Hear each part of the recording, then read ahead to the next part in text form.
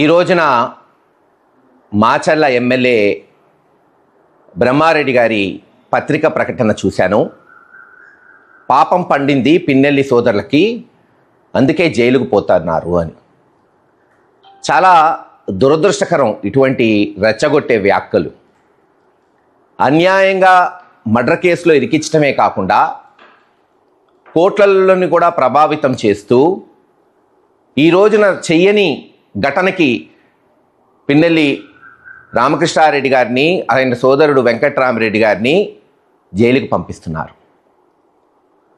పల్నాడు ప్రాంతం ఎంతో రాజకీయం చూసింది. ముఖ్యంగా గత 40-50 సంవత్సరాలు, 83 నుంచి చూస్తే మీరు బాంబు దాడులు చూశారు, రిగ్గింగులు చూశారు, మడ్డలు చూశారు, ఆ తర్వాత నక్సలిజాన్ని కూడా చూశారు. ఒప్పుకుంటా, కొన్ని గ్రామాల్లో ఆధిపత్య పోరు కొరకు ఒక పార్టీ వారు ప్రత్యర్థి పార్టీ వారిని మర్డర్ చేసిన దాఖలాలు కూడా ఉన్నాయి, కొన్ని గ్రామాల్లో లేవన్నట్టు. అటువంటి సంఘటనలో చేసిన వాళ్ళనే కాకుండా ఆ గ్రామంలో ఉన్న ఆ యొక్క పార్టీ, తెలుగుదేశం కావచ్చు, ఆ రోజున్న కాంగ్రెస్ కావచ్చు, ముఖ్యమైన నాయకుల్ని పెట్టేవాళ్ళు. కానీ ఈ 4-5 నెలల క్రితం వెల్దుర్తి మండలం గుండ్లపాడు గ్రామంలో జరిగిన హత్య కేసులో చనిపోయిన వారు తెలుగుదేశం వాళ్ళు, చంపించింది తెలుగుదేశం వాళ్ళు. మొట్టమొదటిసారి ఈ ప్రాంత చరిత్రలో ఒకే పార్టీ వాళ్ళని చంపుకున్నా ప్రత్యర్థి పార్టీ వైఎస్ఆర్సీపీ ముఖ్యమైన నాయకులు రామకృష్ణారెడ్డి గారిని, వెంకట్రామరెడ్డి గారిని పెట్టడం ఇది వాస్తవం. కేవలం పరువు పోతుంది, తాను రాజీ చేయలేకపోయాడు, నవ్వుకుంటారు, అబాసు పాలవుతారు. ముఖ్యమంత్రి దగ్గర ఈ రాష్ట్రంలోని బ్రహ్మారెడ్డి గారు తాను రాజీ చేయలేకపోయాడు, ఆ రెండు వర్గాలకి ఆధిపత్య పోరు కొరకు వెంకటేశ్వర్లు అలియాస్ ముద్దయ్య అనే వ్యక్తిని సర్పంచ్ పదవి ఆశిస్తున్న వెంకటరామయ్య మర్డర్ చేయటం నిజం. ఎవ్వరు పోయినా ఆ గ్రామంలో బచ్చాగాడైనా చెప్తాడు జరిగిన వాస్తవాలేంటో. మరి నువ్వు రాజీ చేయలేక, నీకు చేతగాక నువ్వు చేతులెత్తేసి నీ పరువు పోతుంది తెలుగుదేశం హైకమాండ్లో, నియోజకవర్గంలో, జిల్లాలో అని కప్పిపుచ్చటానికి దీన్ని రామకృష్ణారెడ్డి గారు చేశాడు, వెంకటరామరెడ్డి చేశాడని అన్యాయంగా కేసులు పెట్టారు. సరే, కోర్టుకు పోయాం, మా ప్రయత్నం మేము చేశాం, కొన్ని నెలలు రిలీఫ్ వచ్చింది. ఈరోజు సుప్రీంకోర్టు తీర్పిచ్చింది, ఖచ్చితంగా రామకృష్ణారెడ్డి గారు హాజరవుతాడు, చట్టపరంగా మా పోరాటం చేస్తాం, అన్ని కేసుల్ని ఎదుర్కొంటాం. కానీ బాధ కలిగేది దొంగ కేసులు కాదు, ఇవేం కొత్త కాదు ఈ ప్రాంతంలో నాయకులకి, ముఖ్యంగా మా అందరికీ. అన్నీ చూసాం, చెప్పాం కదా, బాంబు దాడులు చూసాం, రిగ్గింగులు చూసాం, అక్రమ కేసులు చూసాం. కానీ కొత్త సంస్కృతిని మీరు తెస్తున్నారే, బ్రహ్మారెడ్డి గారు గమనించాల్సింది, ఇది ఒక కొత్త సంస్కృతి. ఒక పార్టీలో వాళ్ళంతటా వాళ్లే చంపుకుంటే ప్రత్యర్థులను పెట్టడం గతంలో లేదు, తెలుగుదేశంలో లేదు, అప్పుడున్న కాంగ్రెస్లో లేదు, ఆ తర్వాత మేమున్న వైఎస్ఆర్ పార్టీలో కూడా లేదు. ఈరోజు మీరు ఇటువంటి సంస్కృతి తీసుకొచ్చారు. మీరేదో అమాయకుల్లాగా ఈరోజు రామకృష్ణారెడ్డి మీద, వెంకటరామరెడ్డి మీద ప్రగల్భాలు బలుకుతున్నారే. మీ ఊర్లో సొంత బంధువులు సుమారు 7, దాంట్లో ఒక పాపం మెజారిటీ కూడా రాని 16 ఏళ్ల అబ్బాయిని సీన్లో ఉండి చంపించింది మీరు కదా, ఇదే బ్రహ్మారెడ్డి గారు కదా. 20 సంవత్సరాలు మీ సొంతూరుని, నియోజకవర్గాన్ని వదిలిపెట్టిపోయి గుంటూరులో ఎందుకున్నారయా? చెప్పండి, ఎందుకున్నారు? మీరు చేసిన తప్పుకి భయపడి మీకేమన్నా జరుగుతుందని హానితో కాదా? ఆ రోజు మీరు చేశారనే కదా మీరున్న ఆనాటి తెలుగుదేశం ప్రభుత్వం మిమ్మల్ని అరెస్ట్ చేసింది. మరి మీరు నీతులు చెప్తారేంది ఈ రోజున? ఏంటి పాపం చేశాడంట రామకృష్ణారెడ్డి గారు? ఏం పాపం చేశాడా చెప్పు? 4 సార్లు ఎమ్మెల్యేగా గెలవటం పాపమా? వెనుకబడి చెత్తగుండే ఈ మాచర్ల రోడ్లు, చిన్నప్పుడు నేను ఎప్పుడు పోయినా హైదరాబాద్, నసరాబాద్ నుంచి మాచర్ల మీదకు పోయేది. ఈరోజు పోయి చూడండి, అటు నాగార్జున సాగర్ నుంచి శ్రీశైలం వరకు కానీ, మళ్ళీ నాగార్జున సాగర్ నుంచి మాచర్ల వైపుకి దాచేపల్లికి కానీ 600 కోట్లతో జాతీయ రహదారి, రాష్ట్ర రహదారులు కాదు, నేషనల్ హైవేస్, జాతీయ రహదారులు బ్రహ్మాండంగా ఉన్నాయి. వరకిప్పుడు సాల కొరకు అన్ని పర్మిషన్స్ తెచ్చింది రామకృష్ణారెడ్డి గారు కాదా? రాష్ట్ర బడ్జెట్లో 3000 కోట్లు పెట్టింది రామకృష్ణారెడ్డి గారు కాదా? శాంక్షన్ చేయించింది.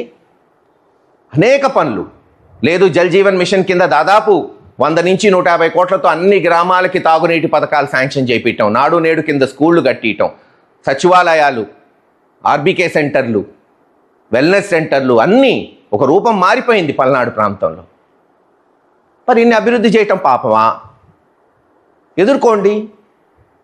ఎస్, రామకృష్ణారెడ్డి గారు చేసిన తప్పు ఏదన్నా ఉందంటే ఎలక్షన్ తర్వాత ఓడిపోయినా మళ్ళీ మాచర్లోనే ఉంటాను అంటవే ఆయన చేస్తున్న తప్పు. మీరు 20 ఏళ్ళు వెళ్ళిపోయారు కాబట్టి రామకృష్ణారెడ్డి గారిని రానియకూడదు, అంతేగా. లాజిక్ అదే అర్థమవుతుంది. అక్రమ కేసులు పెట్టాలి, కేసు తర్వాత కేసులు పెట్టాలి. ఎదుర్కొంటాం.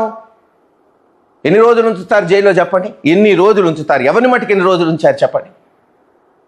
ప్రతిపక్ష నాయకుడు జగన్మోహన్ రెడ్డి గారిని ఆ రోజులు కక్షగట్టి 16 నెలలు జైల్లో ఉంచితే కటకటాలు బద్దలు కొట్టుకొచ్చి పార్టీని నిలబెట్టి మళ్ళీ పార్టీ అధికారంలో తేలేదా? అటువంటి పార్టీలో ఉన్న నాయకులం మేము. వస్తాడు, మీరు ఎన్ని రోజులు ఉంచినా వస్తాడు, పోటీ చేస్తాడు, మళ్ళీ మాచల్లో గెలుస్తాం. కానీ ఈ విష సంస్కృతి ఆగిద్దా? రేపు మీకు తగలదా? 30-40 ఏళ్ల నుంచి అందరం, ఎవరైనా కావచ్చు, రామకృష్ణారెడ్డి కావచ్చు, బ్రహ్మారెడ్డి కావచ్చు, ఎరపతినేని శ్రీనివాసరావు గారు కావచ్చు, నేను కావచ్చు, రాజకీయాలు చూడలేదా? ఎప్పుడు గెలుస్తూనే ఉన్నావా? ఎప్పుడు ఓడిపోతూనే ఉన్నావా? గెలుపు ఓటములు అనేది సర్వసాధారణం. రాజకీయాల్లో వచ్చిన వెంటనే దాన్ని మనం ఆస్వాదించుకోవాలి, ఒప్పుకోవాలి. దానికి తగ్గట్టుగా ఒక పద్ధతిగా ఉండాలి. ఎలక్షన్లు 4 నెలల ముందనగా జంగమేశ్వరపురంలో వైఎస్ఆర్సీపీ నాయకుడిని తెలుగుదేశం నాయకులు చంపారు. మరి మేమేమి ఆ రోజు ఎరపతినేని శ్రీనివాసరావు గారి పేరు పెట్టలేదే? మరి ఎలక్షన్లో లబ్ధి చేకూరుతుంది అని ప్రచారం నుంచి దూరంగా ఉంచొచ్చని పెట్టలేదే? చిల్లర రాజకీయాలు చేయలేదే? చేయలేదు, చెయ్యం కూడా. కానీ మీరు రెచ్చగొడుతున్నారే. ఈరోజు ఈ మాచర్ల ఘటన, ధైర్యం ఉంటే సిబిఐ ఎంక్వైరీ చేయండి. ఈ రోజుకే అడుగుతున్నాం. ఎస్, సిబిఐ ఎంక్వైరీ చేసి తేల్చండి, రామకృష్ణారెడ్డి గారు వెంకటరామరెడ్డి ఉన్నాడా లేడా? ఏదో మీ సొంత పోలీసుల్ని పెట్టుకొని వాళ్ళ చేత ఛార్జ్షీట్లు వేపిస్తే రేపు ఆగిద్దా? రేపు రీఎంక్వైరీ పెట్టియమా? ఈ తప్పుడు ఛార్జ్షీట్ వేసిన పోలీసులు ఎక్కడికి పోతారు? ఆంధ్ర రాష్ట్రం వదిలిపోతారా? భారతదేశం వదిలిపోతారా? ఖచ్చితంగా పోలీసులను కూడా వదలం. ఆ రోజులు పోయినాయి. ఏదోలే మా కర్మ, ప్రతిపక్షంలో ఉన్నాం, ఎంతవరకే మాకు అనుకునే రోజులే కాదు. అక్రమంగా కేసులు పెట్టిన పోలీసులకు కూడా జవాబు చెప్పే తనం వస్తుంది. ఆ రోజు నిజమైన వాళ్ళు, ఒకవేళ నిజంగా మర్డర్ చేసిన వాళ్ళు మేము చెప్పలేదు అని తేలితే పోలీసుల మీద కూడా కేసులు ఉంటాయి. ఒకటే ఏం జరిగిందంటే, అప్పుడెప్పుడో ఒంగోలులో హరిబాబు అనే తెలుగుదేశం నాయకుడిని సొంత వాళ్ళు చంపారు. ఆ తర్వాత ఈ ఘటన జరిగింది. ఇదేంటిరా, రాష్ట్రంలో ప్రతి చోట తెలుగుదేశం వాళ్ళనే చంపుకుంటున్నారనే దాన్ని పక్కదోవ పట్టించడానికి అక్కడ ఎటు ఇరికించలేరు కాబట్టి, ఇక్కడ ఒక బలమైన నాయకుడు ఉన్నాడు కాబట్టి అతన్ని తీసుకొచ్చి ఇరికిచ్చారు.